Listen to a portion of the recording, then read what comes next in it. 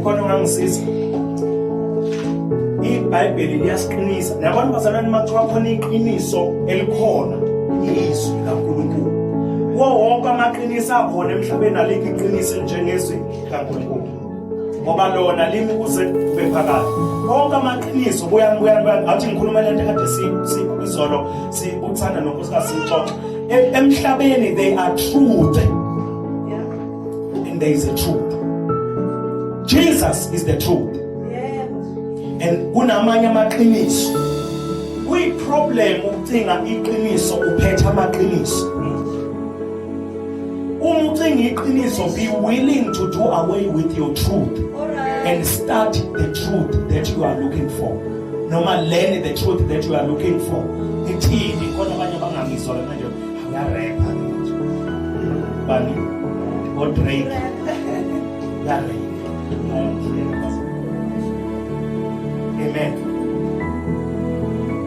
When you have a truth, have ngalithinga iqiniso ngiphethe lami iqiniso and ngingafuni ukugedela lami iqiniso kwathi noma sengilithola iqiniso ngaqhubeka ngabambe lami niyaleli kwasho ukuthi awahambisani kwakhonela gcina kuhluleka kusadela iqiniso likaNkulunkulu ulicinga uphethe amaqiniso akho asemhlabeni uzoba neproblem bazalwane uzohluleka ukwamukela iqiniso likaNkulunkulu ngoba elakho you can relate with it sengena kuleli verse engikhuluma ngalo elakho buyani bazalwane ngaze ngenze isibonela ngithi ababekhona kuneqiniso lakho elingahambisani neqiniso likaNkulunkulu. Nabantu ababayizitabane emhlabeni mombuzo ukuthi indaba uyizitabane uthi ngiphila iqiniso lami. Iqiniso ukuthi lelo qiniso lakhe alihambisani neqiniso likaNkulunkulu. So ngamanye amazwi ufuna uyeke lakho iqiniso ucinge likaNkulunkulu. Amen. Ngoba elakho limfakela lalela ngiphinde lento. Iqiniso akulona into entsha.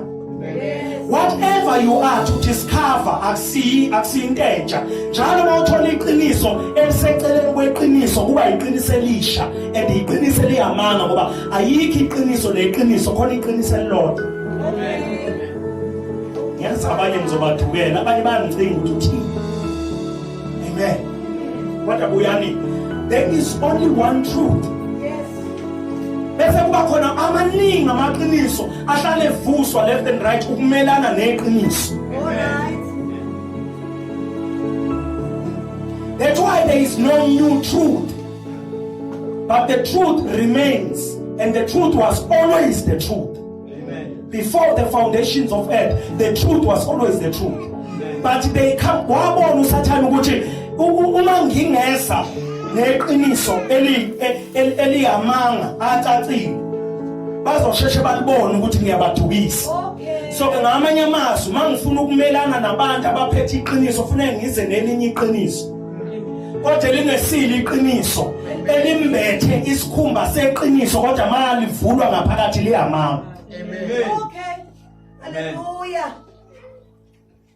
Lonke iqiniso elingakhulumi ngeeternity akusili iqiniso. Noma ngathwala iqiniso orelate nalo ngokobuzwe bakho. Alright.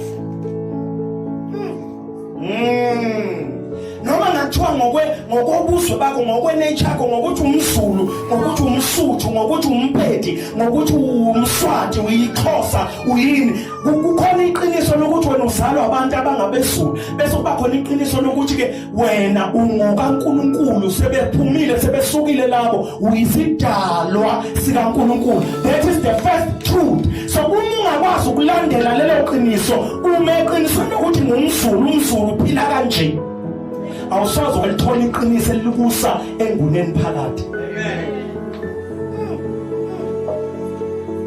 That's why I'm saying that's why it is very dangerous to look for the truth while you are having your own.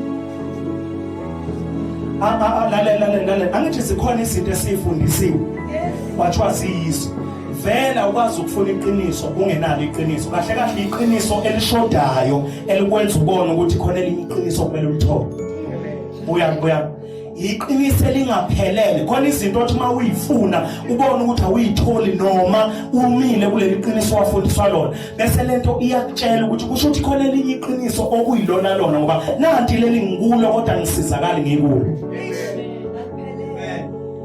kusho ukuthi iqiniso enjani eliwuhafu usathane kunikeza abantu into abazothi iqiniso yabona ingaze ngayikhuluma imessage Nkosi yami ngazi noma bayangizwa abantu and njengoba ngiyikhuluma ngifuna ukukhuluma ngezinto zakho yabona ukuthi ngiyabalela kanjani ukukhuluma into zakho ngibaleka kakhulu ukwenza ama examples ngawe nangezinto zakho